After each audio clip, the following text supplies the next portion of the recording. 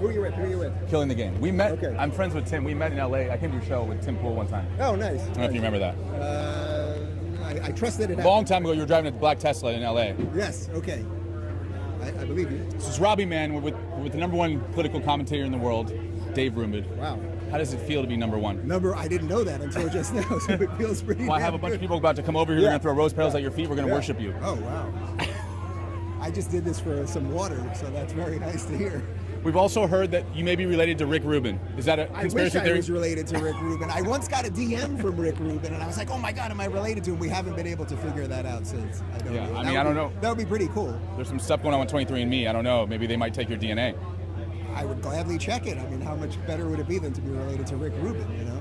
If Rick is watching... I'm not even the #1 Rubin, and you're telling me I'm the #1. I don't know if Rick's down with... I think he might be more in the liberal leaning. He might not be...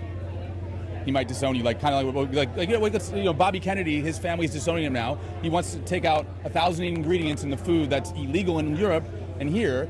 Rick Rubin, if you're watching, man, I think Rick Rubin would be cool with that. Don't you think Rick Rubin would be cool with getting yellow #5 out of our food system? I think so. No, you don't think so? I would. Do you know something about Rick Rubin I don't know about? No, I don't. I just know that they hate Trump. That the Rubin family. Well, I just know that the Hollywood elite that rolls with them, that disown Bobby, they all don't like the orange. That I agree with. I don't know if Rick Rubin's really in that. I'm pretty sure the guy lives out in the middle of nowhere, but I don't know him well enough to fully comment on that. But yes, what you're talking about with Bobby is actually real and important and everything else. If the Democrat Party was even remotely sane, he would be the head of the Democrat Party right now. And then a guy like me, who's a huge Trump supporter now, would be able to vote for a Democrat. But you can find it online. The day that he announced he was running for president, I said on my show, I don't know if RFK will be a Republican by the end of this, but I know he won't be a Democrat. And that's exactly what happened. It is what happened, but the Unity Party, Tulsi Gabbard, Elon Musk, Vivek, we've never had this in my lifetime. I tell people that are voting liberal, I live in LA, I say Democrats have been in office. Well, no wonder you're so hopped up right now. You're just happy to be out of LA. I mean, look. Everyone else is giving a very kind of straight interview here. Well, I didn't take my medication either. No, I feel like you're on crack or something. It's good. It's good. You don't want to be around these boring people. You want to hang out with me. Yeah, no, it's very impressive. So, I mean, look, you know, you're in LA, you're being conservative. First of all, when you were there, being a conservative, you came out openly gay. Yeah. I don't know if before that you were in the closet, or I don't know your history. No. Okay. No, I mean, I've been gay for quite some time, about 48 years old, but yeah, nobody cares. The thing is, nobody cares. That's not to say that you can't have your own personal religious belief. Of course you can. But you can't legislate your religious beliefs. And one of the many things that Trump has done that's really great is he has shown people we can have this wide tent conservative thing that suddenly includes ex-Dems like Tulsi and RFK. Now you have gays for Trump and Latinos for Trump and blacks for Trump. And nobody really cares about those markers other than this. What it really means is, oh, you're kind of for America. And I can get on board with that. But I run into people all the time and they're like, dude, Trump hates these people. I'm like, dude, he's not anti-LGBT, but you know I'm talking about. Those people are around, they're misled. No, they're misled, and the media lies about absolutely everything. I can tell you that I met Trump at Mar-a-Lago after having dinner with Junior with my husband, and we walked up to Trump, and Junior introduced us, and Trump said to me, he looks at me and he's like, oh, I kind of recognize you. I was like, oh, I'm on Tucker a lot. And he's like, who are you? And my husband said, well, I'm his husband. And he goes, husband? You two are gay? And he slaps his hand on the table. He stands up and he goes to me, this is the first time I ever met the guy. He goes, you know what your problem is? Your problem is you're too handsome. You could have any chick you want and you want this guy. And I was like, that is what the answer is supposed to be. And we've put that to bed. But the media doesn't show that Trump. Of course, so the only people who won't put that to bed are the media and the Dems. And largely I would say this event is to get us past that. You're there, your camera guy's there, everyone there is I love being gay. Fantastic. Are you gay? I'm happy. You seem happy. You're definitely gayer than me.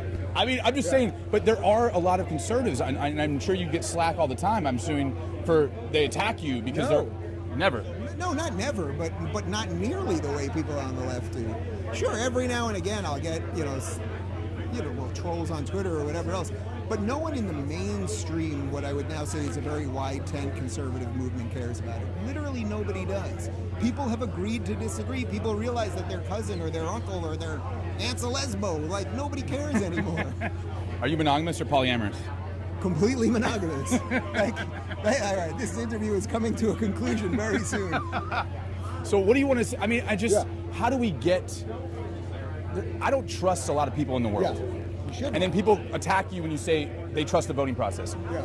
I find that there's people, I live in LA, I have to watch people from breaking into my place.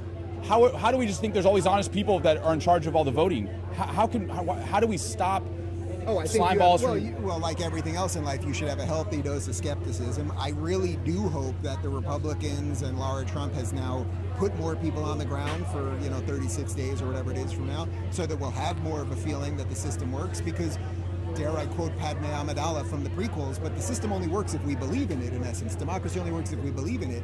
And, there's a lot of people on the right that I think for good reason after the last election are questioning the thing. There's a lot of people on the left who don't even like the system. So if you have half the country that doesn't like the system and half the country that's questioning if it works, that can only hold for so long.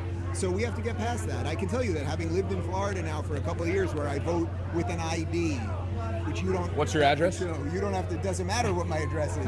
But where you live and where you vote, you can just make up your name and make up your address. They just ask for your name and address. So if you know your neighbor's name and address, you can walk in there and vote. You can literally do that in LA. The only reason you would want no ID is if you wanted cheating. When I vote in Florida, show my ID. They check it on something. They hand you a piece of paper. You fill it out. Someone walks with you to the area where you drop it in the box. And then you know what? We know our results about an hour later. But Florida's ahead of the game. We're ahead of the game, but all right. That's what we need the swing states to be ahead of the game. Yeah. Well, that's what you do have a mesmerizing look. I see what Trump was saying. I don't know. I'm starting to feel like there's something between us. Thank you. This is good. Now, one last thing. I was reading you used to be an atheist, so are you now a believer in God? Yeah. Awesome. How did that happen? Dig the guy.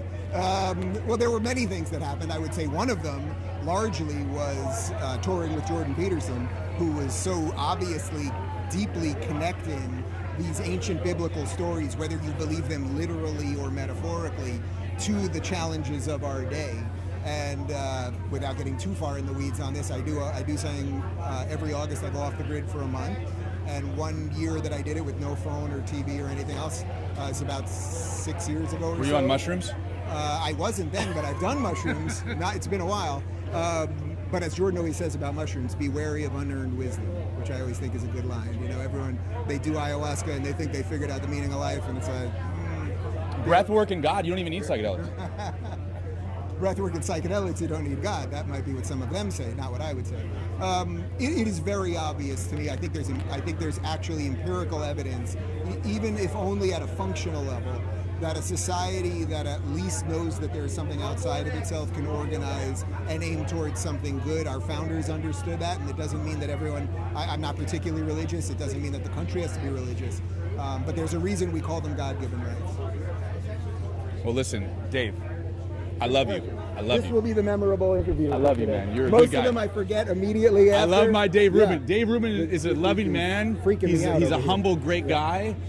I just may all your dreams come true. Thank you. Let's get Maha. Let's get things going. You have a big platform. You can help out. What do you think I'm doing? Yeah. Oh, okay. I'll tell my guys. Guys, can we start helping out a little bit more? Love you, bro. Thank you, bro.